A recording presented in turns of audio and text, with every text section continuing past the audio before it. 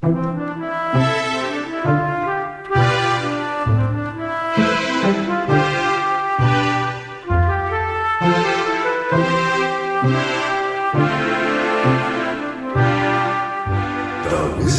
of Oz.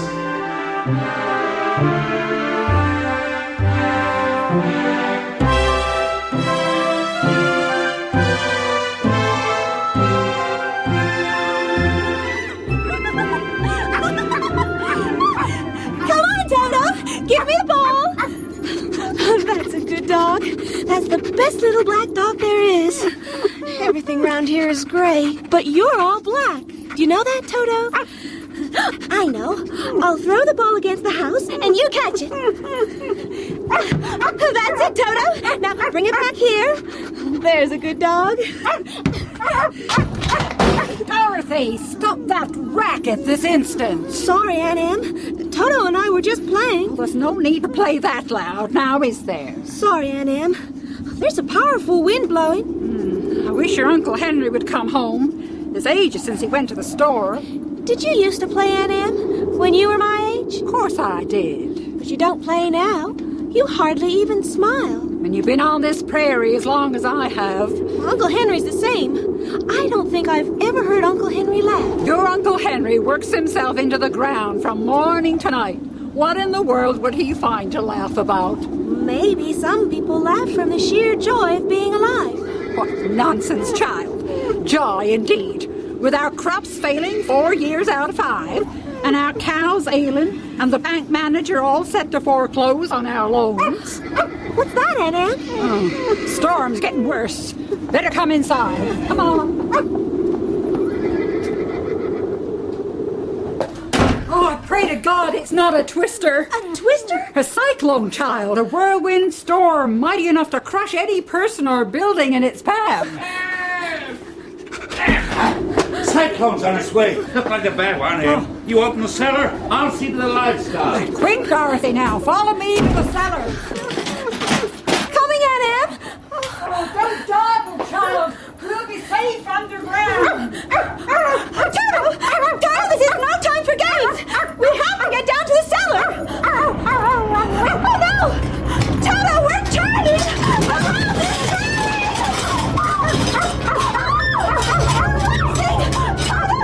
I do believe we're rising into the air. Oh, my. It's all right, Toto. It's all right. Oh, my. Toto. Know something, Toto? We must be at the exact center of the cyclone. That's why it's so still. But we're definitely getting higher. All right, you can get down now. Nothing to see out the window. Guess it's always nighttime in the middle of a cyclone. Mind you, it's a nice feeling, like being rocked in a giant cradle. I wonder what will happen when we land, Toto. We may be dashed to pieces. Oh, sorry. I didn't mean to frighten you. It's just this is all so strange. If only Auntie Emma told us what to do if we were ever carried away in a cyclone. Oh, dear. Toto, I do believe we're falling. Oh, dear.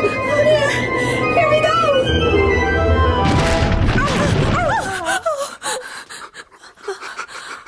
go. We stopped. No broken bones. House seems to be in one piece. But where are we? How warm it is. Toto, do you hear what I hear? Well, we can't sit in this house forever. We better open the door.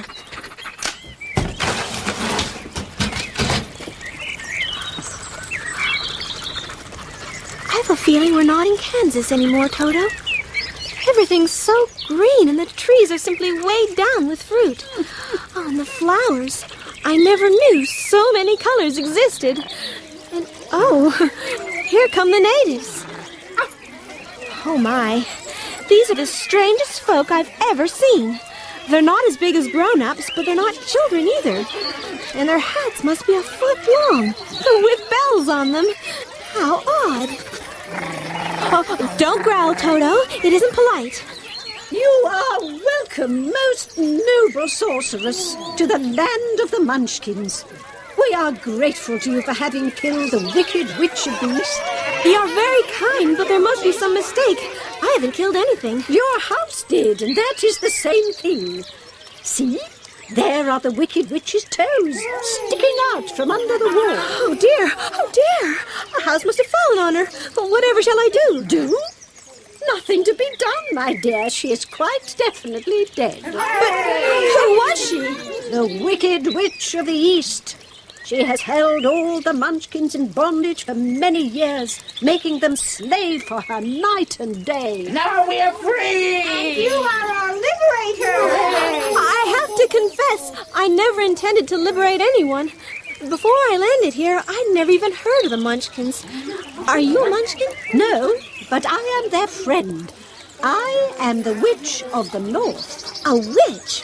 Oh, you can't be. Indeed I am. But you look so kind. That's because I am a good witch and the people love me. Now, thanks to you, there is only one wicked witch in Oz. The one who lives in the West. But Aunt Em told me that the witches had all died years and years ago. Well, who is Aunt Em? She's my aunt who lives in Kansas, where I come from. I have never heard of Kansas. Is it a civilized country? Oh, yes, immensely civilized. We learned that at school. That accounts for it. In the civilized countries, there are no witches left. But you see, the land of Oz is still entirely uncivilized. Therefore, our witches and wizards flourish. Who are the wizards? Oz himself is the greatest wizard, more powerful than all the rest of us put together. He lives in the city of Emeralds. Oh, gracious!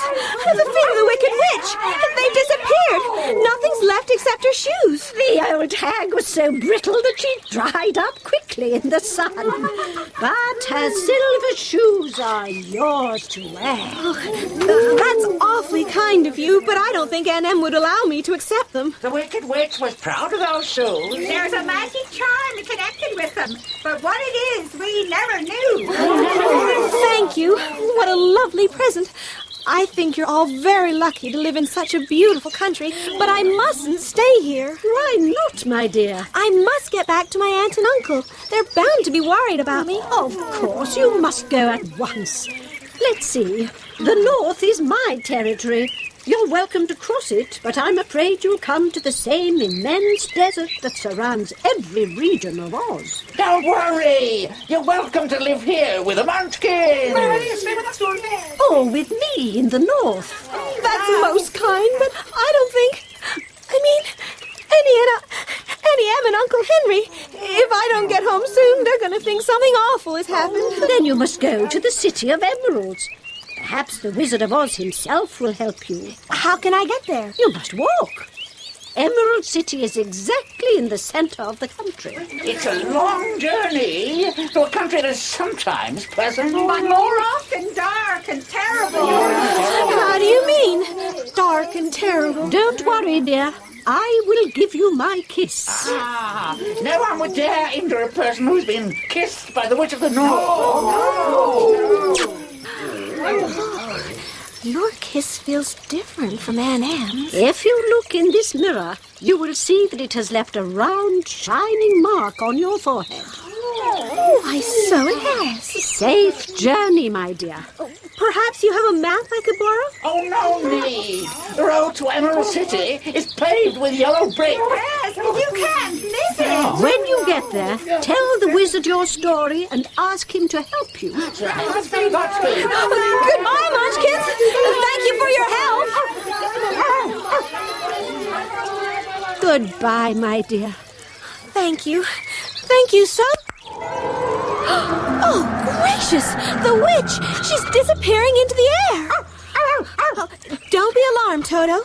I think we can expect to see lots of surprising things on our way back to Kansas. Are you hungry? Of course you are. We missed lunch. And supper, too, by now. I don't suppose the Munchkins will mind if we pick some of this fruit. These should help us through the journey. What do you think, Toto? Dare I try on the silver shoes that belong to the Wicked Witch of the East? They'd be just the thing for the long walk. Mind you, they may not fit me. Oh, they do fit. In fact, it's as though they were made especially for me. Made especially for you, Miss Goody Two-Shoes. Just because you've killed one wicked witch, don't think the other one can't see what you're up to. My magic telescope shows me everything in Oz. I'm watching you, Miss Goody-Goody. Go on, walk down the yellow brick road. I'll be waiting for you.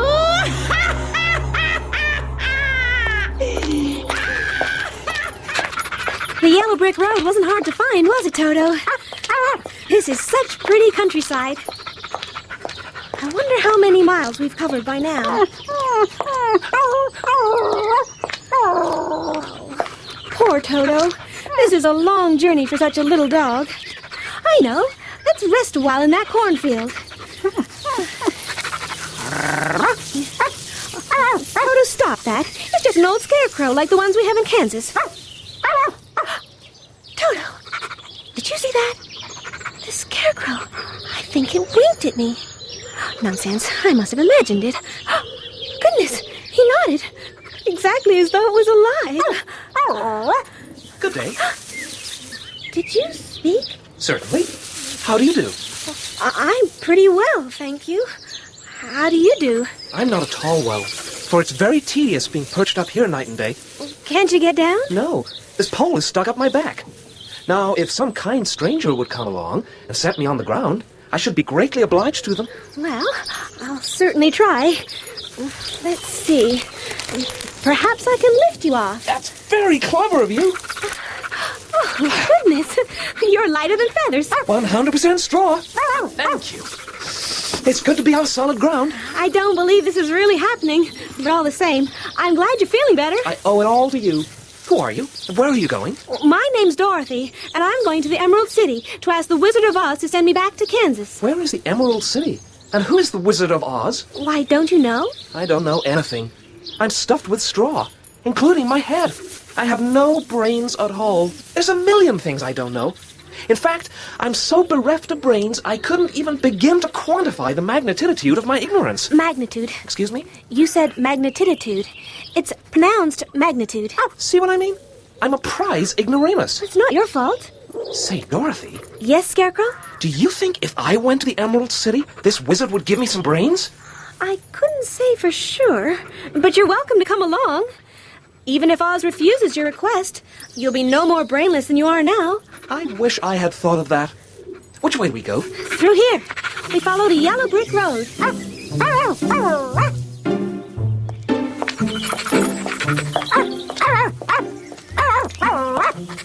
Your companion doesn't seem to like me very much. Oh, don't mind Toto. He never bites. I'm not afraid. He can't hurt the straw. Here, let me carry that basket for you. That's very kind.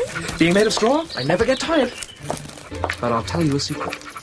There is one thing in the world I am afraid of. It's a lighted match. So that's what you're scared of, you pathetic bundle of straw. A lighted match. Well, I've just had a flash of wicked inspiration. A big birthday cake, just for the scarecrow, with 1,000 candles. This yellow brick road seems to go on and on. Why don't you eat something from your basket to cheer yourself up? Oh, what a good idea. Would you like an apple? I'm never hungry. My mouth is only painted. Mind you, in Kansas, I would never even think of offering fruit to a scarecrow. What is Kansas? It's where I'm from. It's not colorful like the countryside round here. It's very flat and gray and windy. Everyone works hard all year round, but there are terrible dust storms, so the crops keep failing. And most of the time, people are left with nothing. You don't say.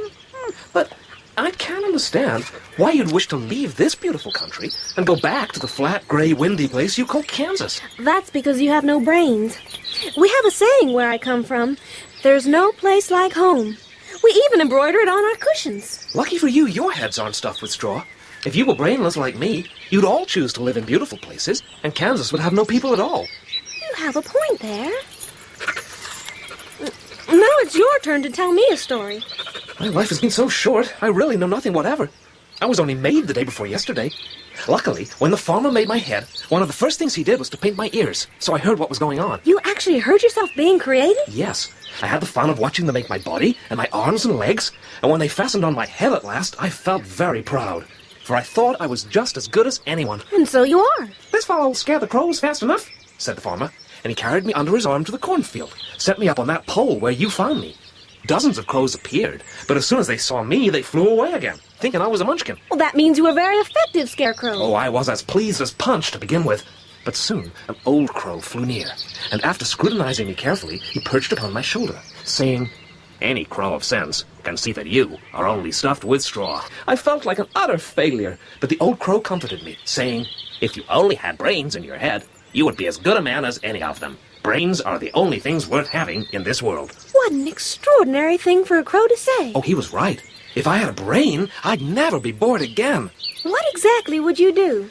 I'd stimulate my friends and rebuke my enemies. I'd puncture pomposity and castigate prejudice. I'd memorize the encyclopedia, solve the Times crossword, reduce the fiscal deficit, find a cure for all the fatal diseases. And if there was any time left over, I'd ruminate on the meaning of life and death and the universe. Goodness, you deserve to have a brain, you really do. I'm sure the wizard will agree with me when he hears your story. I certainly hope so. It's so unpleasant to know for a fact that one is a fool. Scarecrow, have you noticed that the land around us seems to be getting rougher and darker? I have. And there seems to be an even darker forest up ahead. Oh dear, the Munchkins warned me that this journey would be unpleasant. Who's that? Sounds like a creature in pain. It's coming from those trees. Look, there's something shiny. There seems to be a man. A man made entirely of tin. And he's rooted to the spot with his axe uplifted in his hand. Excuse me, sir. Did you groan? Yes. I've been groaning for more than a year, and no one has ever heard me before or come to help me. What can we do for you? The oil can. My joints are rusted so badly. I can't move at all. There's the oil can, under the tree. Once I'm well oiled, I shall feel much better. Of course you will. Now, which joints? My neck first. Oh dear, it doesn't seem to be having the desired effect. Because he's badly rusted. Here, perhaps if I move his head from side to side. There, now it's working freely. Oh, wonderful. Oh, bliss. I can move my head. Now your legs. Oh, thank you. Oh, I might have stood there always if you had not come along. You've both saved my life. How did you happen to be here? We're on our way to the Emerald City to see the great Wizard of Oz. Why do you wish to see a wizard? I want him to send me back to Kansas. And I want him to put a few brains in my head. Do you suppose this wizard could give me a heart? I don't see why not. It would be as easy as to give the Scarecrow brains. If it's all right with you, I will go to the Emerald City and ask Oz to help me. Come along, then. We'd be very pleased to have your company. Oh, you'd better put your oil can in Dorothy's basket, in case you get caught in the rain and rust again. Well spotted, Scarecrow. Oh, dear. You can hardly see the yellow brick road for all these branches and rocks. Are you still with us, Scarecrow? I'm right behind you. Whoa! Poor thing. If you could both give me a hand. Here. Thanks. Don't worry, I'm not hurt. Why didn't you walk around that hole? I didn't know enough. Head stuffed with straw. That's why I'm going to Oz, to ask him for brains. Brains? Brains are not the best thing in the world. How do you know? Do you have any? No, my head is quite empty. But I used to have brains. And a heart also. Having tried them both, I should much rather have a heart. Why is that? I'll tell you my story. Then you'll understand. Oh, yes. Please do. I was born the son of a woodman who chopped down trees in the forest and sold the wood for a living. When I grew up, I too became a woodchopper. I made up my mind that instead of living alone, I would marry so that I might not become lonely. That sounds logical. One of the Munchkin girls was so beautiful that I soon grew to love her with all my heart. She promised to marry me. But the girl lived with an old woman who didn't want her to marry anyone, for she was so lazy she wished the girl to remain with her and do all the cooking and the housework. Oh, but that's not fair. You and the Munchkin girl were in love. Our two hearts were as one. But the old woman went to the Wicked Witch of the East and promised her 2 sheep and a cow if she would prevent the marriage. Thereupon the Wicked Witch enchanted my axe, and when I was chopping away at my best one day, the axe slipped all at once and cut off my left leg. Oh, what a horrible thing! It did seem like a great misfortune, for I knew a one-legged man couldn't get on very well as a woodchopper. What did you do? I went to a tinsmith and ordered a new leg made of tin. What an excellent solution. But my action angered the Wicked Witch of the East, and when I began chopping again, my axe slipped and cut off my right leg. Oh, no! Again, I went to the tinner, and again he made me a leg out of tin. Then she made the axe slip and cut off my head. Your head? What did you do? Well, at first I thought it was the end of me. But the tinner happened to come along, and he made me a new head made out of tin. So much for the Wicked Witch and her dastardly deeds. Yes, I thought I'd beaten her and worked harder than ever. But the Wicked Witch made my axe slip again, so that it cut right through my body, splitting me into 2 halves. Once more, the tinner made me a body of tin, fastening my arms, legs, and head by means of joints. So you could move around as well as ever. That's true. But alas, I now had no heart, so that I lost all my love for the Munchkin girl, and didn't care whether I married her or not. Oh, what a sad story. And that wasn't the end of my troubles. One day I forgot to oil myself, and being caught in a rainstorm in the forest, all my joints rusted. I had to stand in the woods for a year until you found me. You mean you stood there with your axe upraised for an entire year? It was a terrible ordeal. But while I stood there, I had time to reflect that the greatest loss I'd suffered was the loss of my heart. While I was in love, I was the happiest man on earth. All the same, I shall ask for brains. For a fool wouldn't know what to do with a heart if he had one. Well, I shall take the heart, for brains don't make one happy. And happiness is the best thing in the world. Happiness, romance, passionate embraces. That's what I call sentimental moonshine. What do you think, Dorothy? I can't rightly say. I only know I want to get to the end of this yellow brick road as soon as we can, so I can get back to Kansas and Aunt Em.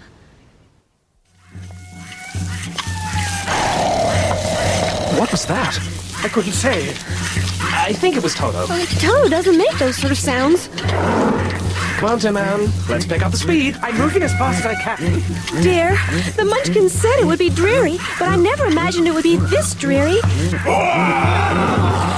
Whatever it is, it's getting closer.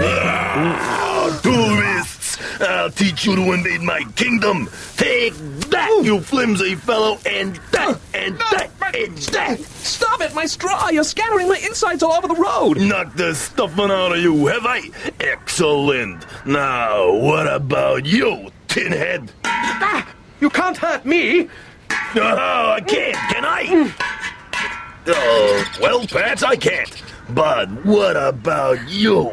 You look like a solid, juicy kind of girl. Oh, no! Please, please! That's right. Down on your knees. You beg for your life. Toto, no! Come here! What's this? A hairy rat? You'll fit nicely between my jaws. Stop that! Ow! Don't you dare bite Toto! You ought to be ashamed of yourself. A huge beast like you attacking a poor little dog. Oh, I didn't bite him. No, but you tried to. Well, you were the one who slapped me. Of course she slapped you. Bounding out of the forest like that, scaring us half to death. Well, she didn't have to slap me. Is my nose red? I can feel it swelling. It hasn't even left a mark. Look at yourself. You're nothing but a big coward. Yeah, I am a coward. I've always known it. To think of your striking a stuffed man like the poor scarecrow. Is he stuffed?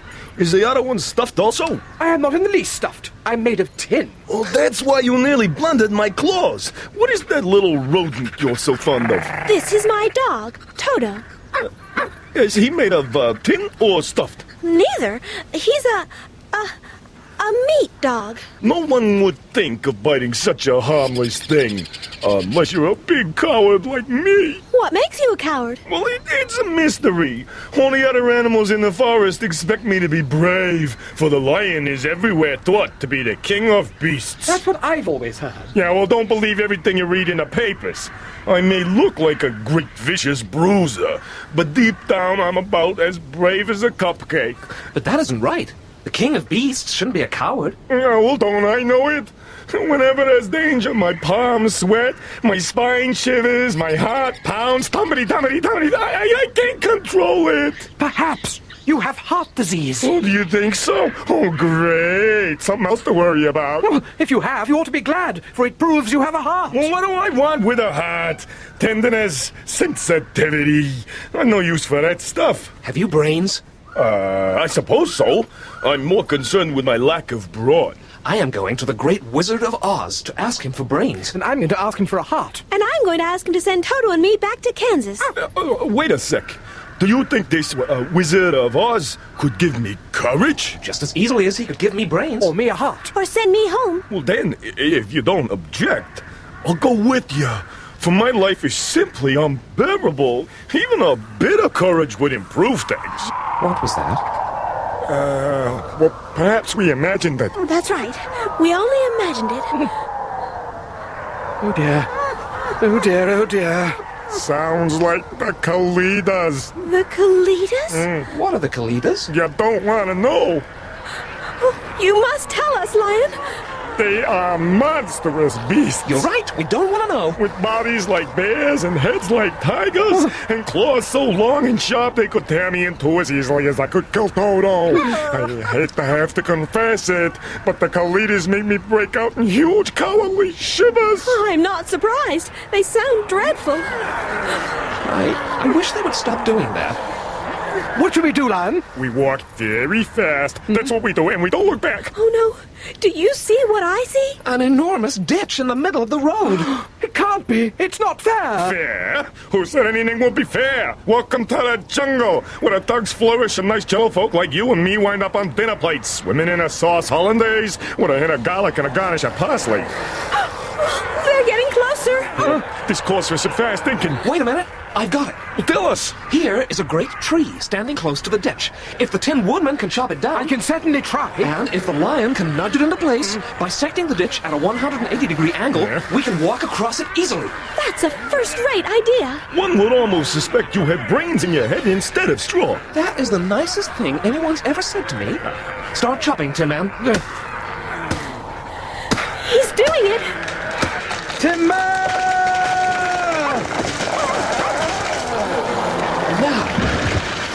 If the lion can push against the tree with his paws and get it to fall across the chasm... This tree is heavier than it looks.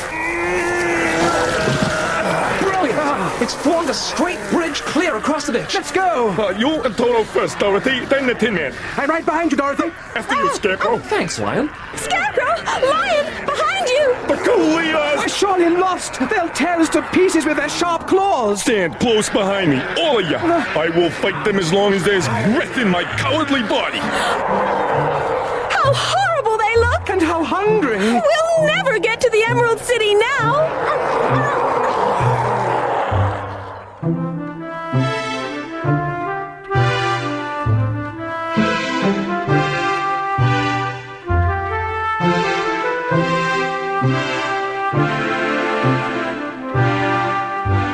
In episode 1 of The Wizard of Oz by L. Frank Baum, Dorothy was played by Barbara Barnes, the Scarecrow by Philip Franks, the Tin Man by Patrick Barlow, and the Lion by Bradley Lavelle.